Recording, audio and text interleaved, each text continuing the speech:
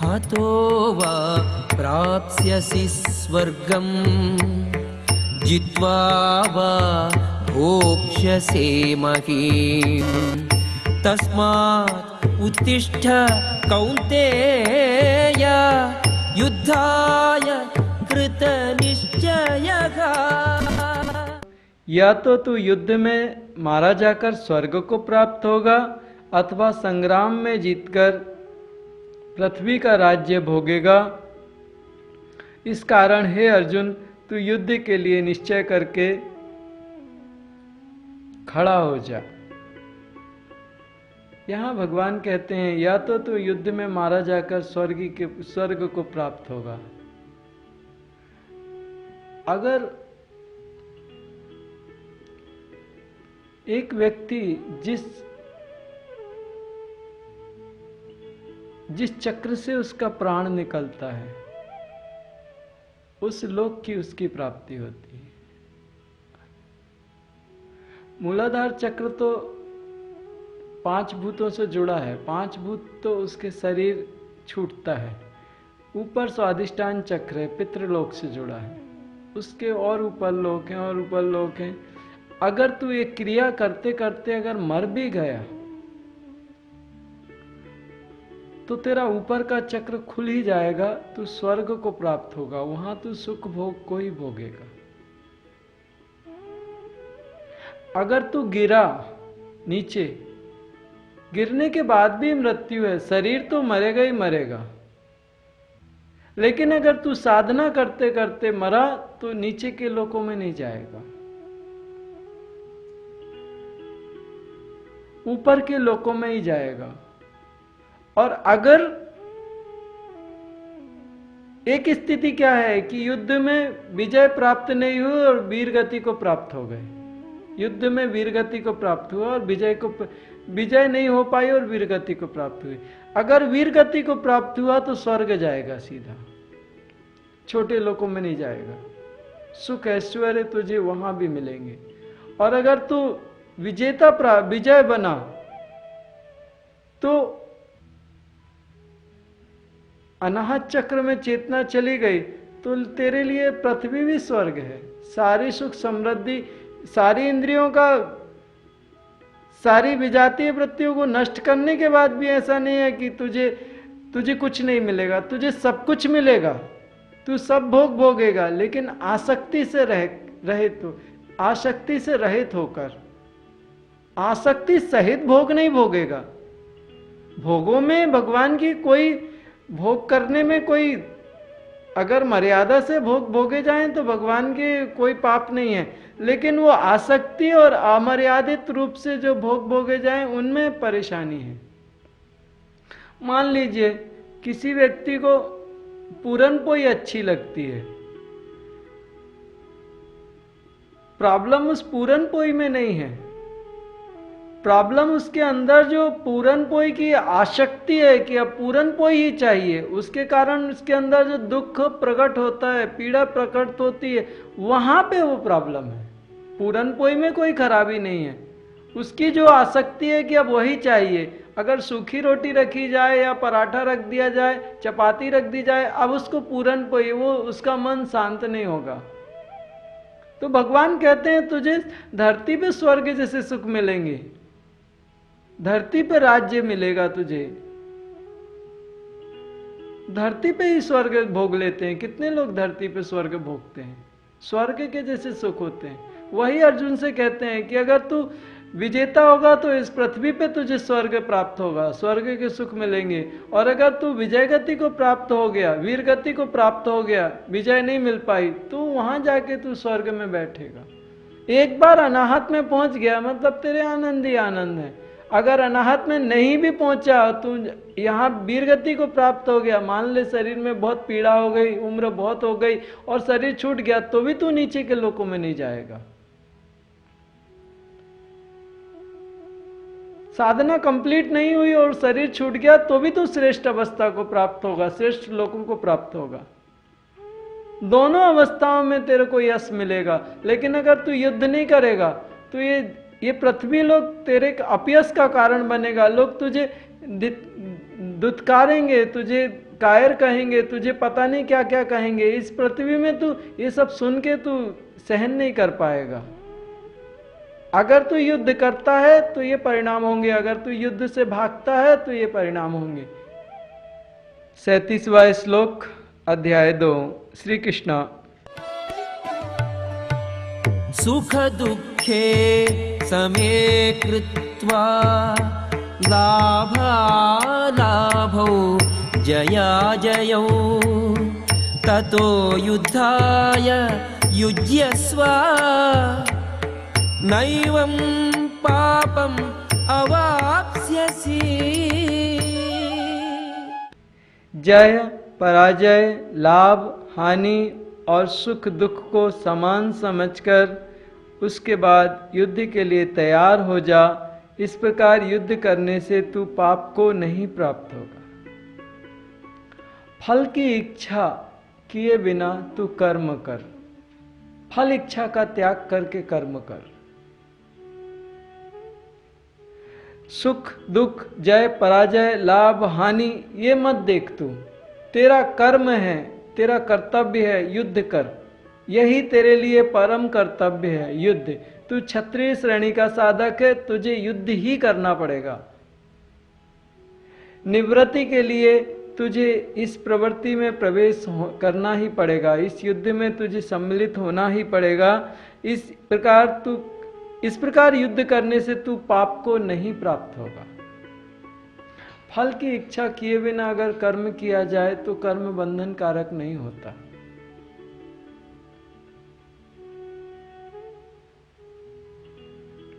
श्रेष्ठ ही व्यवस्थाएं मिलती हैं। जो फल की इच्छा नहीं करेगा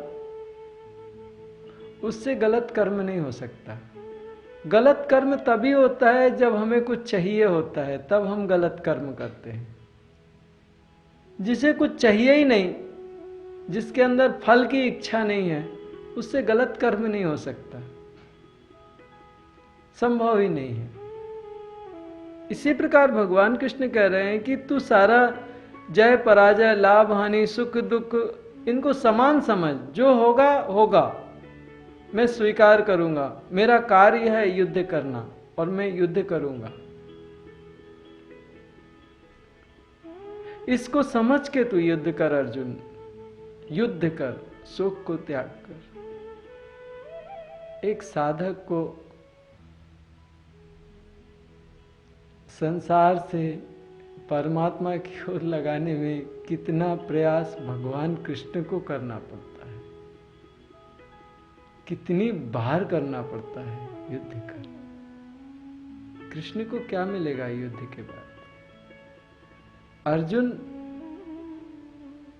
आत्म स्वभाव में स्थित हो जाएगा। अर्जुन के जन्म मृत्यु के संस्कार नष्ट हो जाएंगे और अर्जुन को निर्वाण प्राप्त होगा। कृष्ण ममता है, प्रेम है, कृपा है। अखिल ब्रह्मांड का स्वामी कहता है।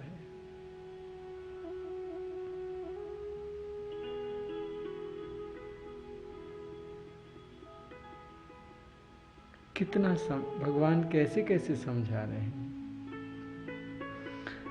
अध्याय 2 38वां श्लोक। येषा ते अभिहिता सांख्ये बुद्धिः योगे तु इमां शृणु बुद्ध्या युक्तो यया पार्थ कर्मबन्धं प्रहास्यसि। हे पार्थ, यह बुद्धि तेरे लिए ज्ञान योग के विषय में कही गई और अब तू इसको कर्म योग के विषय में सुन।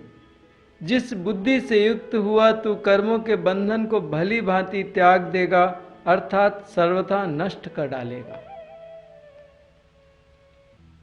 भगवान अब सांख्य योग से कर्म योग की ओर आ रहे हैं। अभी भगवान ने ज्ञान की बात कही, आत्मा की बात कही, अब कर्म योग।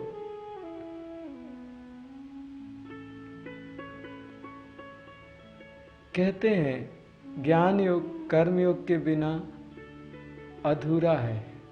ज्ञान योग कर्म योग की लाठी लेके चलता है। अगर कर्मयोग ना हो, सेवा ना हो, शुद्ध कर्म ना हो, तो जो साधना होती है, साधना से अहंकार आता है और साधक गिरता है। ज्ञान योग स्वतंत्र नहीं है। ज्ञान योग कर्मयोग की लाठी लेके चलता है, लेकिन कर्मयोग स्वतंत्र है।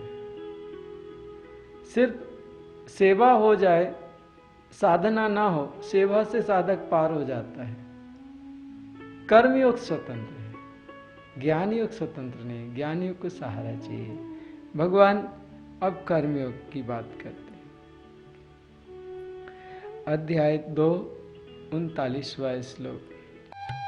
नेहाभिक्रमनाशोऽस्ति प्रत्यवायो न विद्यते स्वल्पमप्यस्य धर्मस्य त्रायते मागतो भयात्। इस कर्मयोग में आरंभ का अर्थात बीज का नाश नहीं है और उल्टा फलस्वरूप दोष भी नहीं है, बल्कि इस कर्मयोग रूप धर्म का थोड़ा सा भी साधन जन्म मृत्यु रूप महान भय से रक्षा कर लेता है। भगवान कर्मयोग की विवेचना करने से पहले उसका महत्व बता रहे हैं। कोई भी अच्छी चीज है, आपको कहा जाए ये बहुत श्रेष्ठ है, तो उस चीज का पहले महत्व बताना पड़ता है कि क्यों श्रेष्ठ है। भगवान कहते हैं इस कर्मयोग में आरंभ का अर्थात बीज का नाश कभी नहीं होता। अगर तुमने सेवा थोड़ी सी भी सेवा कर दी तो बीज फल देने के बाद क्या होता है, एक कर्म ऐसा होता है कि कर्म फल को प्राप्त होकर कर्म बीज नाश हो जाता है, अच्छा फल हो या बुरा फल हो।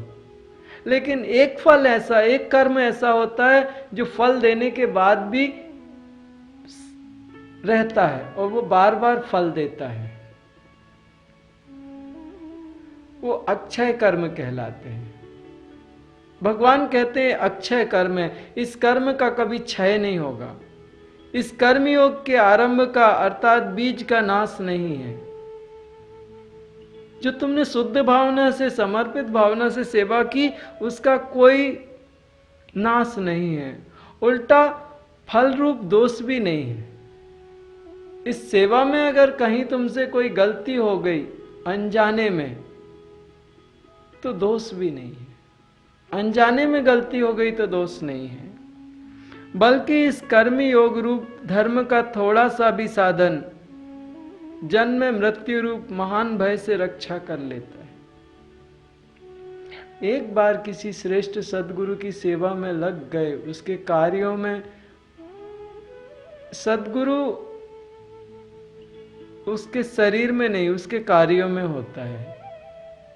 जब कोई उसके कार्यों में समर्पित भाव से जुड़ता है, बिना अहंकार के सेवा करता है, धन्यवाद के साथ सेवा करता है कि मुझे कृपा हो गई कि मुझे सेवा मिल गई, तो उस कर्म बीज का कभी नाश नहीं होता। और एक बार अगर ऐसी व्यवस्था में प्रवेश कर गए तो भय का नाश होता है। फिर वहां पे भय नहीं रहता कि कुछ हो जाएगा। ऐसे दूसरी व्यवस्थाओं में अपन जब कार्य करते थे तो भय रहता था, वहां आके एक शांति होती है, निर्भयता का प्राप्त होता है जीव। भगवान कर्मयोग के बारे में ये कर्मयोग का महत्व बता रहे हैं। लेकिन इसी और दूसरी कर्मयोग में अहंकार से सेवा करना तमोगुणी हो जाता है। भगवान अहंकार से सेवा की बात नहीं कर रहे कि मैंने किया, मैं करूंगा। ग्रुप बना के लोग आपस में झगड़े करते हैं, उसको कर्मयोग नहीं कहते, वो तो पूरा संसारी योग है। इसमें भ्रम या भ्रांति ना पाले। सेवा ऐसी की जाए कि सेवा, एक बार मैं आपको बताता हूँ, गुरुद्वारे में सेवा को महान बताया गया है। गुरु साहिब ने सेवा को सबसे महान बताया गया है। एक बार गुरुद्वारे की सीढ़ियों के पास एक बहुत आलीशान गाड़ी रुकी, जो वहां पे द्वारपाल खड़ा था। उसने देखा बहुत बड़ी गाड़ी है, उसके आसपास भी गाड़ियां रुकी बहुत सारी। एक गाड़ी से कोई बहुत अच्छे श्रेष्ठ व्यक्ति निकले। उनको देख के लगता था कि ये बहुत समृद्ध और बहुत बड़े व्यक्ति हैं। आए, गुरुद्वारा की सीढ़ी पे मत्था टेका। उसके बाद में उनके एक हाथ में बिसलरी की बोतल थी। गुरुद्वारे की सीढ़ी पे पानी डाला और हाथ से साफ किया। पानी हाथ से नीचे गिराया, अपना बहुत अच्छा एक रुमाल निकाला, उस रुमाल से गुरुद्वारे की सीढ़ियां पहुंचने लगी। तो वो जो गार्ड था वो वहां पे खड़ा था गेट पे। बोले, सरदार जी आप इतना अच्छा रुमाल क्यों खराब करते हो? गुरुद्वारे की सीढ़ियां तो अभी सेवादार आया था, पानी डाल के एकदम साफ करके गया है, एकदम साफ है। आप अपना रुमाल क्यों और बिसलरी का पानी क्यों खराब करते हो? अब भी सेवादारी आया था और धोके गया है, ये एकदम साफ है। वो उठ के खड़े हुए, उन्होंने मुस्कुरा के जवाब दिया, वो जो सेवादारी सेवा करके गया उसकी सेवा उसके साथ है। ये मैं जो करूँगा, मेरे गुरु की सेवा, ये मेरी सेवा मेरे साथ है। महत्व इस बात का नहीं है कि गुरुद्वारे की सीढ़ी गंदी है या साफ है। महत्व इस बात का है कि मुझे सेवा करनी है। मैं एक मंदिर में था, महाकाली का एक मंदिर है महाराष्ट्र में, और उस मंदिर में मैं थोड़े दिन साधना करने के लिए रुका। तो वहां पे कुछ एक ऐसे जो लोग थे, एक हमारे साथ में वहां के सेवाधारी रहते थे। तो मंदिर का जो आंगन होता था वो पूरा नीचे से कुएं से कुछ 40-50 सीढ़ियां चढ़ के उतर के वो बकेट भर के लाता था, पानी डालता था, घिस के साफ करता था। ऐसे 50-100 बकेट पानी वो लाता था, साफ करता था और वो करता था। उस कुएं में मोटर लगी थी, मोटर से पाइप के कनेक्शन ऊपर तक आते थे। एक दिन उसने कहा, उसको कहीं जाना था या कुछ करना था, बोले थोड़े मेरी मदद कर दो, अपन लोग मंदिर धो लेंगे। हमने कहा हमें लगा मंदिर धोना है, एक काम करते हैं, मोटर चालू करते हैं, पानी मार देंगे, घिस देंगे, एकदम साफ हो जाएगा। और जैसे ही मैंने पाइप उठाया, बोले क्या कर रहे हैं आप? मैंने कहा पाइप लगा के पानी मार देंगे। बोले नहीं नहीं नहीं, बोले नीचे जाके कुएं से बकेट से पानी खींच के लाना पड़ता है, और फिर जब पानी डाल के उसको घिसते हैं तब सही सेवा होती है। अपनी सेवा में उस मोटर को भी अपने उपयोग में, अपनी सेवा उस मोटर के साथ मत बांटो, उस मशीन के साथ मत बांटो। अपनी सेवा सिर्फ अपने साथ रहने दो। हमारी सेवा का आधा हिस्सा तो मोटर लेके जाएगी, ऐसा नहीं करना। मुझे बात कुछ समझ आई, बकेट से खींचना शुरू किया, सीढ़ियां चढ़ के ऊपर आया, बकेट से पानी फेंका, सीढ़ियां 40-50, कुछ 40 थी, 50 थी, 30 थी, मैंने गिना नहीं। लेकिन नीचे गया, बकेट खींची, ऊपर आया, फिर डाली, फिर नीचे गया, वो घिस रहा था, मैं डाल रहा था, ऐसे कुछ कुछ दोनों ऐसे चल रहे थे। वो सेवा है, शुद्ध भावना है सेवा की। मुझे हिम्मत नहीं हुई कि कह दूं अरे क्या पागलपन नहीं है, वो उसके हृदय की शुद्ध दिव्यता है, उसको सम्मान करता हूं। आज भी मुझे वो याद है। वो साधना नहीं करता था, बस वो यही करता था और कुछ नहीं। मंदिर साफ सुथरा रखता था, चुपचाप एक कोने में बैठा रहता था, ना ज़्यादा किसी से बात करना, ना ज़्यादा किसी से कुछ करना, साधना नहीं करता था ज़्यादा, बस यही से मंदिर साफ करता था, चुपचाप बैठा रहता था। ये सेवा है। मुझे बुरा नहीं लगा कि वो साधना नहीं करता, मुझे बुरा नहीं लगा कि ज़्यादा सेवा नहीं करता, मुझे अच्छा लगा कि जितनी सेवा करता है पूरी समर्पण से करता है, थोड़ी सी भी करता है लेकिन पूरे समर्पण से करता है। ये कृष्ण इस सेवा की बात कभी बताता नहीं कि मैंने ये सेवा की, कभी नहीं कहता कि मैंने ऐसा किया। कृष्ण इस सेवा की बात करता है, इसका कभी अंत नहीं होता, इसके बीच का एक कर्म भी, इसका कभी अंत नहीं होता। ये सेवा हमेशा फल देती रहती है। अध्याय 2 के 40वां श्लोक। श्री कृष्ण। व्यवसायात्मिका बुद्धिः एकेह कुरु नन्दन बहुशाखा ह्यनन्ताश्च बुद्धयो व्यवसायिनाम्। हे अर्जुन, इस कर्मयोग में निश्चयात्मिका बुद्धि एक ही होती है, किंतु अस्थिर विचार वाले विवेकहीन सकाम मनुष्यों की बुद्धियां निश्चय ही बहुत भेदों वाली और अनंत होती हैं। विवेकहीन सकाम मनुष्यों की बुद्धियां, भगवान कर्मयोग में धीरे धीरे अब कर्मों की व्याख्या परमात्मा प्रारंभ कर रहे हैं। सकाम काम, जो कर्म इच्छा फल से किया जाए। 10 रुपए का सामान खरीद के 15 रुपए में बेच दिया जाए, इस सकाम कर्म है।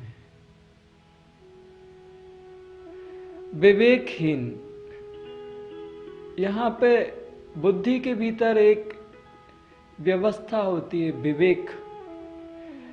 एक्चुअल मैंने पहले भी कहा, जानवरों के भी बच्चे होते हैं, इंसानों के भी बच्चे होते हैं, जानवर भी अपने ग्रुप में रहते हैं। ज़्यादातर जानवर ग्रुप में ही रहते हैं, कुछ एक आध अपवाद छोड़ दिया जाए तो, कुछ थोड़े से अपवाद, ज़्यादातर जानवर ग्रुप में रहते हैं। ऐसे तो इंसान भी कभी कभार एक अकेले हो जाते हैं, वो अब समाज से अलग रहते हैं, एक अलग थलग उनका बंगला है कहीं दूर, जहाँ कोई ना वो किसी से मिलते हैं ना वो कोई उनसे मिलता है, उनके पास कोई आए उनको भी पसंद नहीं। अगर अपवाद देखा जाए तो इंसानों में भी ऐसे अपवाद निकल आते हैं कि वो भी अलग थलग रहते हैं।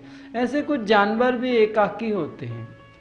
तो अगर मनुष्यों की जानवरों से और जानवरों की मनुष्यों से तुलना की जाए तो वो भी अपने एक परिवार के साथ रहते हैं, वो भी खाना ढूंढते हैं, वो भी रात्रि में अपने घर में जाके आराम से बैठ जाते हैं। कुछ अपवाद है कि कुछ जानवर रात को ही निकलते हैं, तो कुछ मनुष्य भी रात को ही काम करने को निकलते हैं, नाइट ड्यूटी होती है, वहाँ भी अपवाद है। मतलब बराबरी है।